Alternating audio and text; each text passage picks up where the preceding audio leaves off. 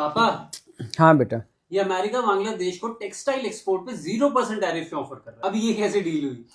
ऊपर से देखने पे तो ऐसा लग रहा है कि बांग्लादेश को कोई फ्री गिफ्ट मिल रहा है, पर अंदर से पूरा का पूरा चेस का गेम चल रहा है। अभी हालात ये है कि अमेरिका ने रेसिप्रोकल टैरिफ जो रखा है वो इंडिया पे है 18% और बांग्लादेश पे है 19%। पर बांग्लादेश को एक ऑप्शन मिला हुआ है कि अगर तुम अपने टेक्सटाइल एक्सपोर्ट पे टैरिफ 0% चाहते हो तो उस गारमेंट को बनाने के लिए रॉ मटेरियल तुम्हें अमेरिकन कॉटन यूज करना पड़ेगा। मतलब कपड़ा बांग्लादेश का, फैक्ट्रीज बांग्लादेश की, पर कच्चा माल अमेरिका का।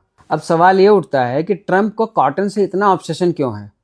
तो अमेरिका में टेक्सटाइल मैन्युफैक्चरिंग सेक्टर तो ऑलमोस्ट खत्म हो चुका है, पर उनकी कॉटन बेल्ट पर्टिकुलरली टेक्सास और मिसिसिपी, इन दो स्टेट्स में फार्मर्स कॉटन को as a cash crop grow करते हैं, पॉलिटिकली भी बहुत एक्टिव रहते हैं और इलेक्शंस में बहुत डिसिसिव रोल प्ले करते हैं। इसलिए ट्रंप एडमिनिस्ट्रेशन के लिए कॉटन सिर्फ एक फसल नहीं है बल्कि पूरा का पूरा वोट बैंक है। अब इस 0% टैरिफ से बांग्लादेश को क्या दिक्कत हो सकती है? बांग्लादेश दुनिया का सेकंड लार्जेस्ट अपैरल एक्सपोर्टर है। उनके टोटल एक्सपोर्ट का 80% रेवेन्यू सिर्फ गारमेंट से आता है। पर ट्विस्ट ये है कि बांग्लादेश के पास वो इंफ्रास्ट्रक्चर नहीं है कि रॉ कॉटन को फाइबर और यार्न में कन्वर्ट कर सके। इसीलिए वो यार्न और फाइबर इंडिया से इम्पोर्ट करता है, जो अमेरिका के कंपेरिजन में सस्ती है, डिलीवरी फास्ट है और रीजनल सप्लाई चेन स्मूथ चलती है। अब रिपोर्ट्स ये भी हैं कि हमारे कुछ मिनिस्टर्स ने बोला है कि इंडिया भी इस 0% टैरिफ के लिए नेगोशिएट कर रहा है। अगर ऐसा हुआ तो हमारे लिए और भी खतरनाक हो जाएगा। क्यों?